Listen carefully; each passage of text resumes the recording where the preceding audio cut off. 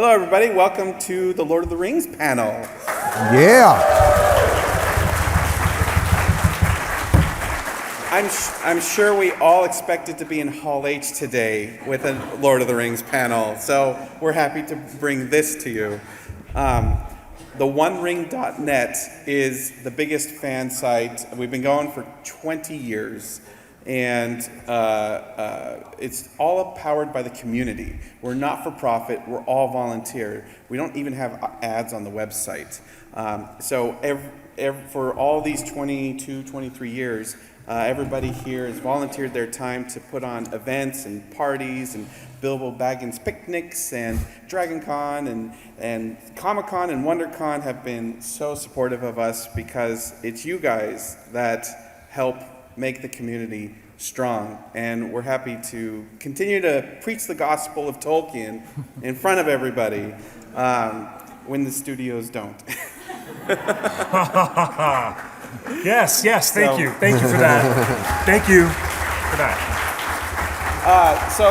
I'll let the panelists introduce themselves. My name's Justin Sewell. I'm a longtime producer with TheOneRing.net. I volunteer my time. I help make the booth and the merch and stuff. We're at booth 1220 downstairs, and I will help guide this conversation. But who are you?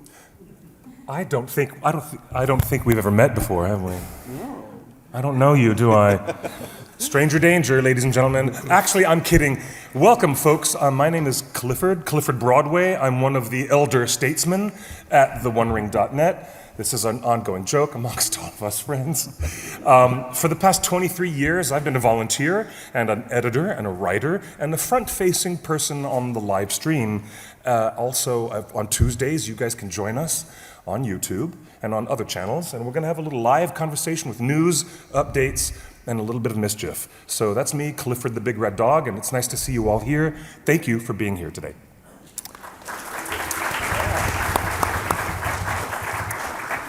Hi guys, my name is Matt. I run a YouTube channel called Nerd of the Rings. Man,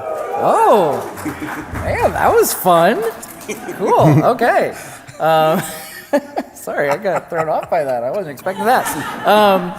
That happens when you get 1 million followers on YouTube. That happens. I cover all things Tolkien, so books. We do a lot of book lore, mapping out travels and stuff like that. Just anything and everything Tolkien, much like everybody else here. So, yeah. My clap didn't work out very well. I thought everybody was going to clap for you too. I'm like, oh.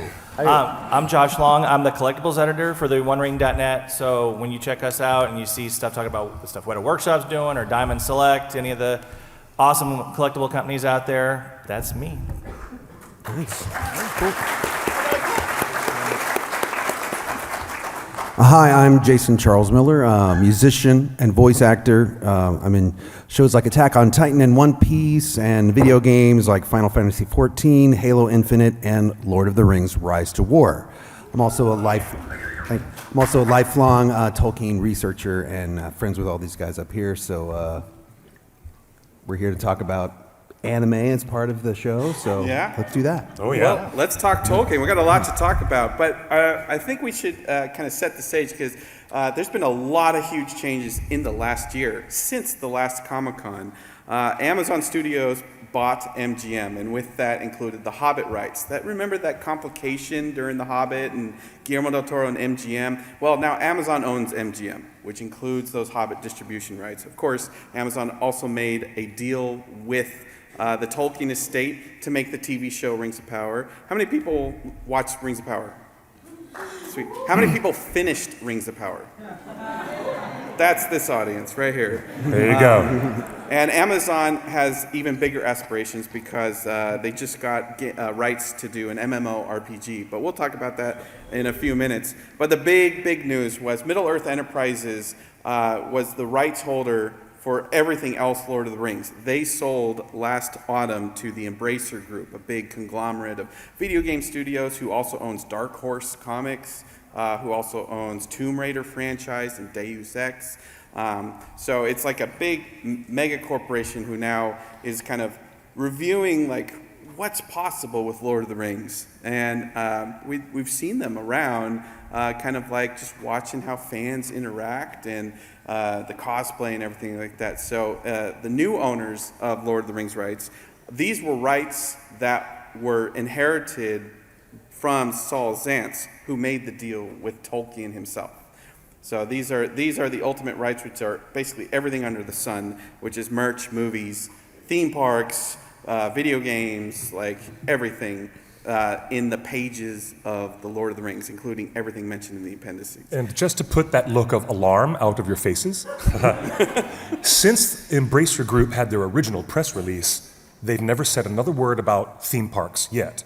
But the fact that they mentioned it that one time means that it is forever hanging in the wings, like an albatross around my neck. So let's just find out what happens in future years with that development. But let's move on. So basically, we're in a new era of Yes. Lord of the Rings, and Yeah. this is just the beginning. With new people in control, Amazon and Embracer, the world is totally open to more adaptations, more everything. So let's talk about some of those things that have been announced.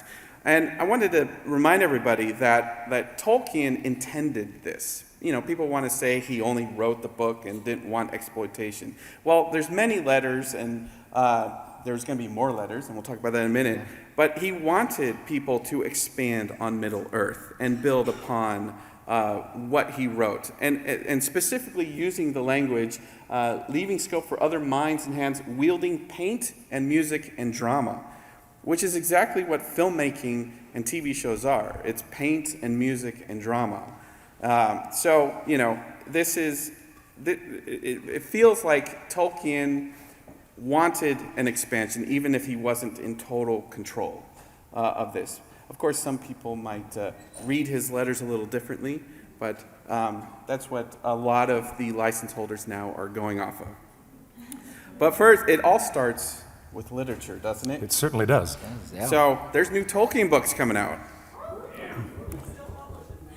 Yes. There's more movies coming out. Didn't someone make a tweet the other day about George R.R. Martin hasn't written a spec in 12 years in the main cycle of Ice and Fire? And my tweet response was, poor Professor Tolkien has been gone since '73, and he's still published lots of books since then. Thank you. I love you too. Thank you. It's too funny. So what are these books, Cliff, coming out? Well, this new illustrated Hobbit is really exciting. People get really into these new hardcover specialty editions that include illustrations, manuscripts, and lettering and maps by Professor Tolkien. And this one, brand new, is going to have some new images we've never seen before, unless, of course, you've been deep in the archives of scholarship at Marquette University, right? But this is really exciting. 150 million copies sold. Surprisingly, we're going to get to some other book numbers. I mean, we can talk about Rings of Power all day, but when it comes to the books, there's surprising longevity and energy in the publishing world with J.R.R. Tolkien. Maybe it's not surprising at all. Even more interesting than this beautiful hardcover of The Hobbit, which is coming out. Do we know is it later this year, in the fourth quarter of this year? Yeah, when it's coming November. out? I believe That's it's right, November, fourth yeah. quarter. Yeah. So check your Amazon Prime accounts. Christmas presents for everyone. I know a lot of kids, great kids in that age range of 9, 10 to 11. Perfect gift to give them a Hobbit they've never read before. Now, more exciting for the elder folks who are trying to read more about the life of the man and the nuances of his mind, the letters, the forever appreciated and much loved letters of J.R.R. Tolkien will face a new edition with the discovery of more notes and letters from his personal archives to his family, to his friends, cohorts, and publishers, and his peers. This new edition is going to be the most exciting new glimpse into the window of the professor's mind, coming up later this year. Very exciting indeed. And I will note that these are actually letters that Christopher intended to put in the original letters of Tolkien, but Yeah. the publisher had them shorten it. It was getting too long, so they took some of these out. So these are actually ones that Christopher had gone through as well. Exciting, very exciting. So they didn't find some more letters like under the stairs somewhere or something, or like in a box? Okay. Or yeah, like an homily. Somebody opened up the bathroom wall and homily, and oh, there's old letters there. I love that idea. I wish that had happened. What else? What else? I'm going to happening? imagine that's what happened, and that's going to live in my mind. But even before November, there's a hot new book that's been out this year called The Fall of Numenor, which is selling incredibly well. How many people have read The Fall of Numenor? All right, we're getting there. Okay. The Fall of Numenor. I know, yes. Birthday's coming up, darling. Now, The Fall of Numenor is material you have seen before. It's in the appendices, it's in the Silmarillion, but Brian Sibley, master editor and Tolkien scholar, has re-edited everything to put it in chronological order that now suddenly makes sense. You don't have to run across chopped history chapters that go hundreds of years one way, thousands of years another way. He literally chronologically lists the kings, the queens, the monarchs, the trials and the tribulations, the introduction of Sauron, the worship of Morgoth, and the ultimate destruction of the island continent. But because he edited it in such a careful and chronological way, in terms of cognitive psychology, it really is 1,000 times easier to absorb. Best recommendation for a Tolkien fan who wants to learn more about the Rings of Power and the Second Age. Matt, you interviewed Brian Sibley. I did, yes. Yeah, Brian is an absolutely wonderful person. If you've never listened to the 1981 BBC radio drama, he's the one who co-wrote that. And it is arguably the most faithful adaptation of all time. It is delightful. But yeah, we spoke about his process. He started this process while Christopher was still alive, and had Christopher's blessing to pursue this compilation of the entire Second Age, and it pulls even from the Lord of the Rings. There's some quotes within the book where you get these little insights into the Second Age or things from the appendices. So, I tell people.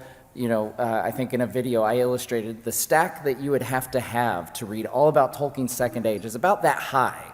And what he's done is taken all the Second Age bits and put it into this nice, compact book for us. So it's delightful. Easier to read. And you mentioned the radio drama. Now, Jason, you're a big listener of audiobooks. And narrator too. I couldn't grab any of the Tolkien ones though. I couldn't get that audition.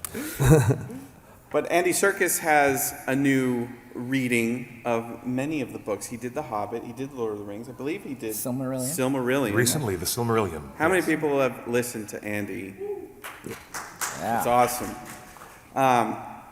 And it's introducing, the new audiobooks are introducing all of the books that we love to a new generation, new audience. I mean, more people are consuming books through audiobooks than ever before. It's easier. Amazon happens to own pretty much all of the audiobook things. But Jason, you were trying to find some of the old radio. And so Justin and I, we live in Los Angeles, and you're in your car probably like a third of your life. So audiobooks are great. What I noticed though is if you have just like the standard Audible subscription, they actually removed the Rob Inglis narrated Hobbit, and they removed the Martin Shaw narrated Silmarillion if you have the standard subscription. So if you want to get those, you have to actually purchase them now. You can't purchase them through your points anymore. And we were thinking that was kind of, I love the Andy Serkis versions, of course, but also like the Martin Shaw Silmarillion is much more of a sort of just standard narrated book, and I think that like it's a little. I'm a little worried that like those versions won't be as accessible in the future. So if you value those, try to buy those directly rather they're always buy physical media, ladies and gentlemen. Yeah. As we are quickly learning, always buy physical media. Thank you. Yes. Why else did we buy the Blu-rays and the DVDs and the extended editions and the Right. obviously, 4K, yeah. and the 4K? Yeah, of course.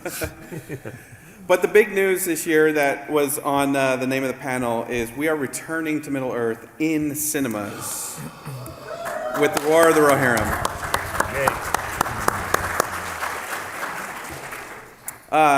Just an overview, it's the story of King of Rohan, Helm Hammerhand. You've heard of Helm's Deep, right? Helm Hammerhand is the name, where that name comes from, Helm's Deep. It's a 2D hand-drawn anime feature film. Producers are Jason DeMarco from Cartoon Network, Adult Swim, and Philippa Boyens, who everyone here should recognize. Writers are from the Dark Crystal Age of Resistance, and the director of the movie did Ghost in the Shell. Standalone complex. Yeah.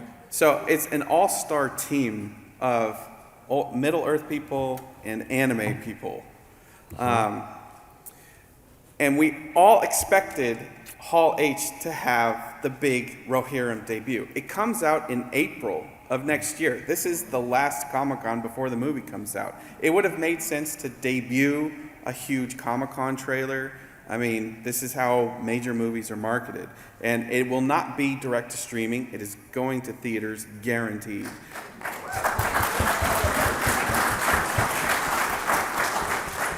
The other crazy thing about not having Hall H is that this movie, the voice actors are Miranda Otto, who was Aowen, she reprises her role, and Brian Cox, fresh off of Succession, the biggest show on TV right now. So, like, you know, how do you have the Brian Cox's follow-up to Succession be Lord of the Rings and not have him here? I kind of wanted to meet him. Me too. Yeah. I mean, what did you want to see in Hall H? Yeah, oh man, I would have loved a Hall H experience. I mean, I've kind of thought about it a little bit, but okay, so cut to black. The screen cuts to black. We hear Aowen say, "Women of this country learned long ago that those without swords can still die upon them." And then we launch in to Edoras is under attack. We hear the music, ba ba ba ba ba ba ba ba. And then we get Brian Cox's Helm Hammerhand saying, "For Theolingas!" War of the Rohirrim, April 2024. Something like that.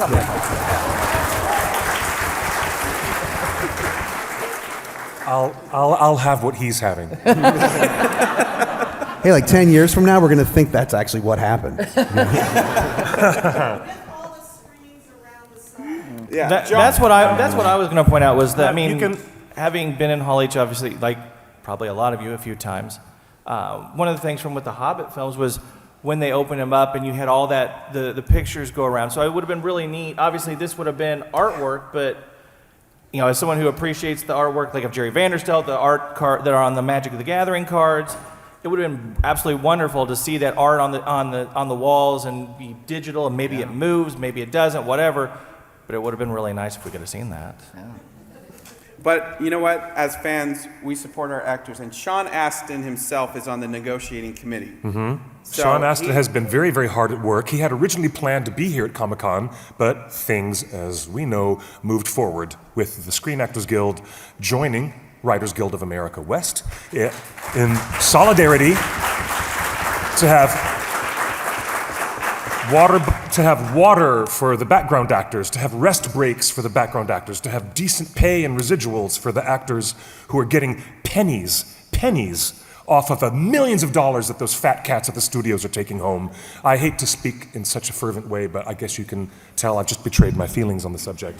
And just real quick, now, Jason, you've done voiceover work. You're part of SAG. Yeah, I mean, we're allowed to be here. Jamie Lee Curtis had a panel yesterday. We're just not allowed to promote anything currently that we're in Struck. So I checked with my management, and they said I was allowed to be here. So right, exactly. Right. But you've done some anime stuff, right? Oh yeah, quite a bit. We were talking last night. We were preparing for this panel. I looked up some numbers. Obviously, to most people in this room, they probably don't need to be told that anime is more popular than ever. But in 2020, the Demon Slayer movie earned $500 million worldwide. But even this year in the U.S., the Dragon Ball Super movie earned $20 million in the U.S. in one weekend. My Hero Academia, World Heroes Mission, $28 million in the U.S. So I think that by doing an anime of Tolkien, we're going to get a whole new slew of fans that maybe just were never that interested in the Peter Jackson films or anything else. I think it's going to be great for Tolkien fandom in general. And of course, Cliff, there's history with. We have the strongest history between American production company Rankin and Bass working with their Japanese animation team at Topcraft Studio, and here we are again, full circle, all these decades later, with an American production company working with character designs, working with a story, and then going to Japan to work with the most talented artists and animators in the business.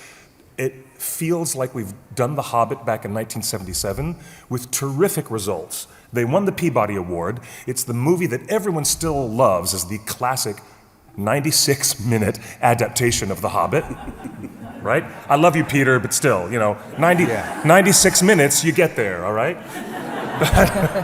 With songs, with extra songs even. I'm telling you, the thing about this excitement I'm feeling with the animation industry moving in the direction that it is, we all love Japanese anime. We have strong fan connections to a lot of anime properties. But if you go back and look at the original Tolkien fandom, it hit America television airwaves because of the talent of our Japanese anime artists. And here we are again, now in 2024, and we're going to see more of a beautiful, realized version of Tolkien that doesn't require trick 3D cameras. It doesn't require scale doubles or any of that. This is a really remarkable format for Tolkien and the power of his storytelling to be brought forth in a whole, wonderful and resonant way. And based on those box office numbers that the anime industry is getting this year, I think that Lord of the Rings anime has the potential to be the biggest anime of all time. It sure could. It could. One last point. Just remember that all the animators who worked, most all the animators working in the 70s for Topcraft, were recruited by Hayao Miyazaki to create Studio Ghibli after their success creating The Last Unicorn and The Hobbit for Rankin and Bass. So there is a direct connection between the best artists working on Tolkien in Japan and then going on to work on other great masterworks with Takahata and Miyazaki themselves. So this is really something to dial into right now. It's very exciting. So we had, they had a preview of some footage in France at the big animation convention and festival in France. We had a friend of the site, Molly Ostertag. Anyone follow her on Twitter? Yeah, I see some hands. This was, I asked her to FaceTime me as soon as she got out of the theater of what she saw, and here's what she said. That we saw the very opening of the film, because it sort of started with a voiceover by the incomparable Miranda Otto, talking about stories and talking about there's this story that hasn't been told, but we tell it among our people, and it started with the map of Middle Earth and then kind of moving into Rohan. So that was probably the beginning. And then there was another one that felt like it was kind of early in the film as well. And then we saw just little snippets they had sort of what you would call a sizzle reel, of just like tiny, very quick clips of finished animation. So we saw a little bit of that, and that was cool. We saw some very cool action scenes, but again, so fast that you barely could piece together what it was about. We saw another scene where Helm Hammerhand is like speaking to like his court, I think. And like he comes out and he's so kingly, and it's Brian Cox voicing him, and like the Rohirrim music swells, and you're just like, all right, yes, we are doing this. We are embedding in Rohan culture and finding out what it's all about. It's exciting. Well, she confirmed Howard Shore's music is back.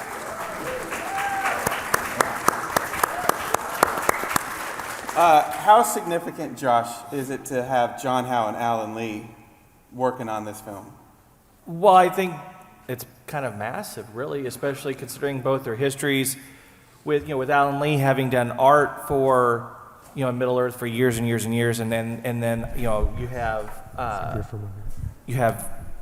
the music that went with the films, and we all know those, and so I think their presence is massive. It just makes it feel like, even though it's animation, you're still part of Peter Jackson's universe, you're still part of Tolkien, you're still in that sandbox, and I think that that's huge. So I think that creates that connection for a lot of people, and then you start throwing in the anime portion of it, and that's why I agree with you. I think, like, box office wise, this has a chance to be huge. When you start putting all these dots and connecting them together, I think it's large. Have we ever seen John Howard Allen Lee in animated form? No, but there's no reason why they shouldn't have done it a long time ago in their careers, really.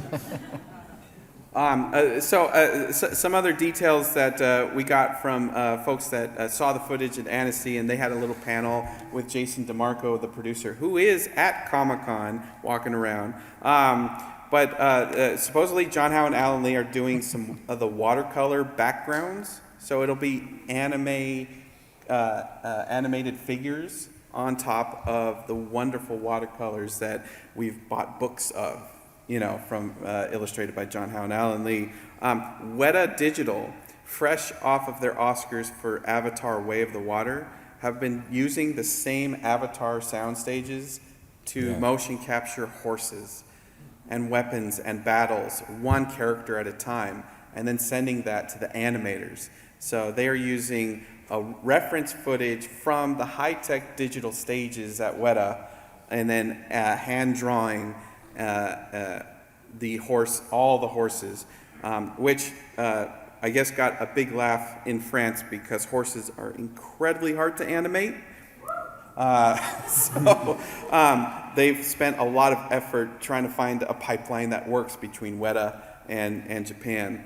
And of course, Howard Shore has licensed his music to this production. He will not score anything new, but it's a big deal because he does have a controlling interest in the music. Nothing can happen. Even these touring concerts that you see, that live to screen, that's all approved by Howard Shore.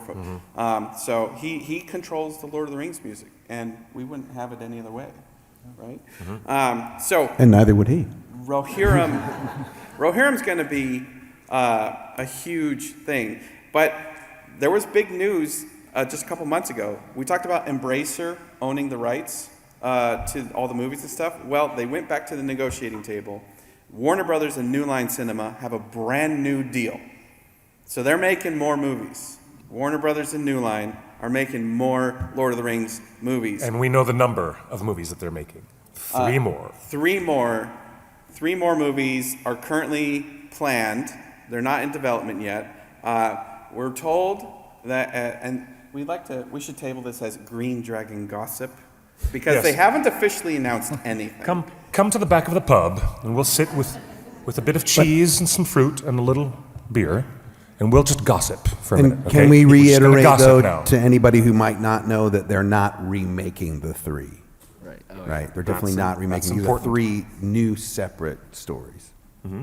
Right. But they are talking to Peter Jackson. In what capacity, we don't know. But do we even want Peter Jackson? I feel like he had his time. He's goosing you, people. Yeah, we do. Yeah. He's goosing you with that. Of course, we want Peter and Fran and Philippa to come back to the creative chair and work on motion pictures with Warner Brothers Discovery. That's a no-brainer. But is it a mandate? I guess that's the question. Well, no, it's not a mandate because, honestly, I can handle Peter coming in as a producer to control someone like Neil Blomkamp, who can come in and do amazing things. He's got a few protégés. Mm-hmm. As a filmmaker, Peter Jackson has cultivated some incredible young filmmaking talent. Keep in mind that when District 9 came out, it got a Best Picture nomination, and it was Neil's first film. And that was really coming out of the gate very strong. So it's not a mandate, but the people who are within that creative circle at Weta and around Peter, don't you agree? Yeah, that he actually has a group of talented people among. Yeah, and I mean, if you know, for whatever reason, Peter decides not to be involved, there's certainly room for other folks and other visions of Middle Earth. And I think, you know, the reason we get so excited about the idea of Peter and the entire team, I would love for the whole band to get back together, basically. Let's get them all back. The reason we get so excited about that is because we know the love and admiration they have for the source material, and we see it. I mean, gosh, Weta was revealing statues earlier. Gosh, that was just yesterday, wasn't it? Oh my gosh. Yeah, they were just revealing stuff yesterday. And we see the care and the love of Middle Earth in everything they do. So we just want to see that in every project because Tolkien deserves that.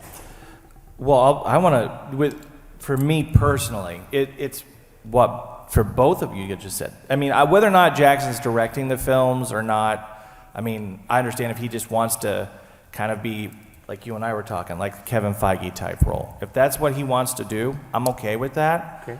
I want him having some input, some say, some directive, and I want the band back together so that way these films are made and shown to us with the same love and passion that the original trilogy had. I know the Hobbit films have some hiccups, but that they have, and that we see when Weta makes and displays their statues and stuff, that passion and love, because I think that's important. And I think that that's one of the things that creates the feel for those films that makes us keep coming back 20 years later. Especially if you're someone like me, who that's how I got into Tolkien. I mean, so for me, that's very, very important.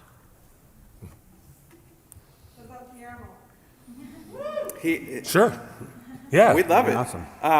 But movies aren't the only thing. We talked about, we saw how many people have watched Rings of Power. It's Bezos time. Does it have to be Bezos I was time? gonna say I didn't see this slide beforehand, so this is- You know, I didn't think you were going to leave that on there. That just totally threw me off. this was the other huge panel we thought might show up because they wrapped season 2 filming, and we thought, oh, they're going to give us a teaser for season 2, but nothing again. But we support the writers and the actors, don't we? Just a couple quick things if you're not caught up, because we've been talking to a lot of people at the booth this week, you know, who haven't tried the show yet. It's a $1 billion production. They've greenlit 3 seasons. They've released 1 season. They've shot the 2nd season, and the 3rd season is on pause like everything else in Hollywood. They have a spin-off option. Amazon has said they intend to make spin-offs. We don't know if it's character or stories. 100 million people watched the 2-episode premiere directed by J.A. Bayona, and it's created some passionate fans who have created unhinged fellowships on Twitter, and Barrick the horse even has a Twitter account. I met that young gentleman who runs Barrick Isildur's horse Twitter account, and it's really, really, really funny getting things from the horse's point of view. It's great stuff. It's great. But you know, I think everybody gave the show a shot. A lot of you have completed it, but a lot of people didn't. It got no major Emmy nominations last week. For a $1 billion show, that's tough to swallow. It had a 37% completion rate, which means only 37% of people actually watched to the final episode. So people are giving this a shot because we all love Tolkien, and They got costume nomination, I believe. Yeah. Wigs, makeup, visual effects, and our friend Howard Shore was nominated for the main theme. Yeah. The main theme of the show, while strangely enough, Bear McCreary did not get an Emmy nomination. Wow. But the good news is, if Howard wins, he's closer to that EGOT. The EGOT. Yeah. Emmy, Grammy, Oscar, all he needs is a Tony. That's all he needs.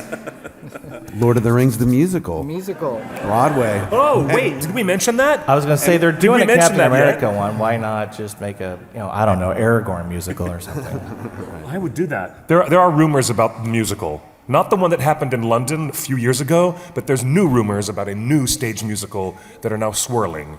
So it could happen at any time. If Embracer's listening, put Howard Shore on the musical so he can win his Tony and we can get there. Yes! Yes. Yes. And then the other crazy thing that happened on season 2, they moved from New Zealand to the UK, so they replaced their entire production crew. Even people that were nominated for the awards are no longer with the show.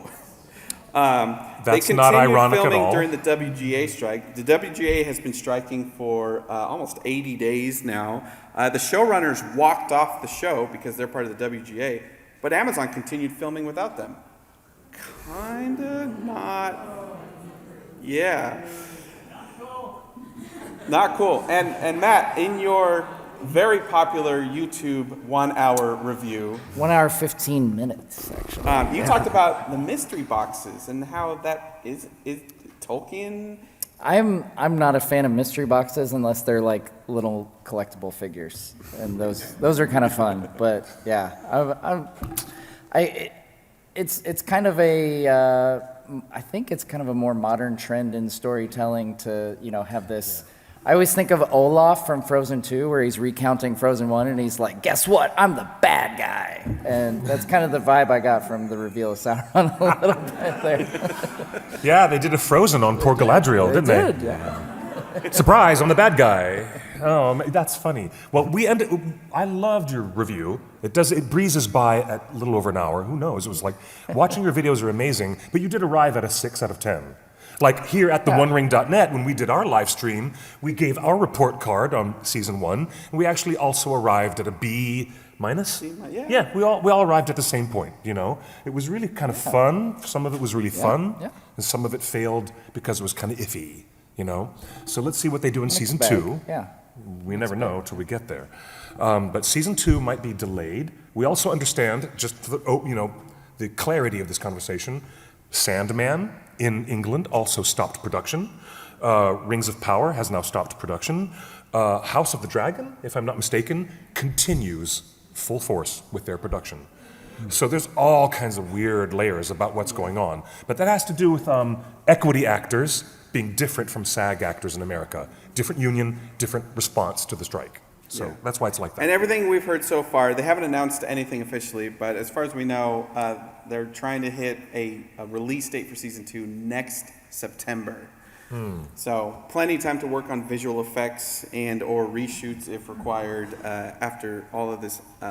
So probably next stuff. Comic-Con. But people love to keep up with the show. I think the fun part of Rings of Power right now is the gossip. Right? It's the rumors.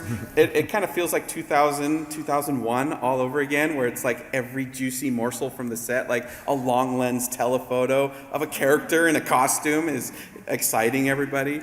And so these are some of the places that are most active leaking stuff. On our Discord, if you search for TheOneRing on Discord, we have over 5,000 members, but we have a dedicated channel that you have to request to join because we don't want to spoil everything. But there's some juicy leaks that people are kind of, all right, that's an interesting take. But that could change, And Fellowship of Fans, of course, is leaking a lot of stuff on Twitter, and they have a YouTube as well. Tea with Tolkien has a wonderful community and on Discord talking about all of the gossip with the show. So the fun part is just being a fan around the show right now. And I think Twitter discourse is kind of too toxic now, and kind of Facebook, and I think people are kind of pulling back of sharing their true opinions of stuff.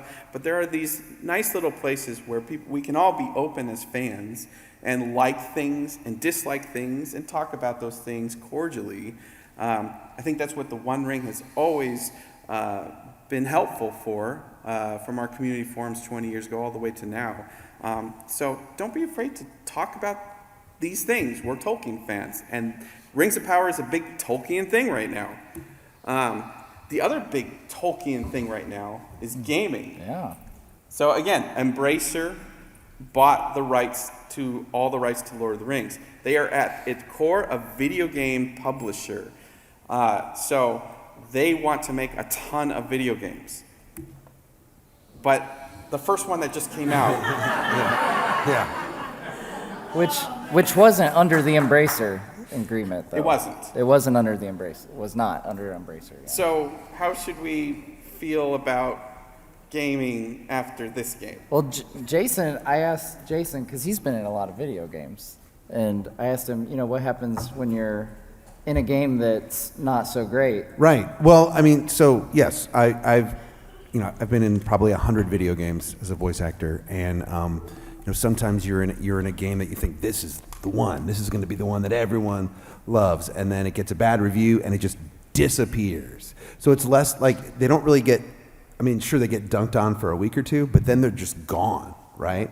And I was talking to another friend who was like, "Oh, the Gollum game. I don't know about the next one that's coming." Well, the next one is done by completely different developers, different programmers, different publishers. So, The Moria one. right. Yeah.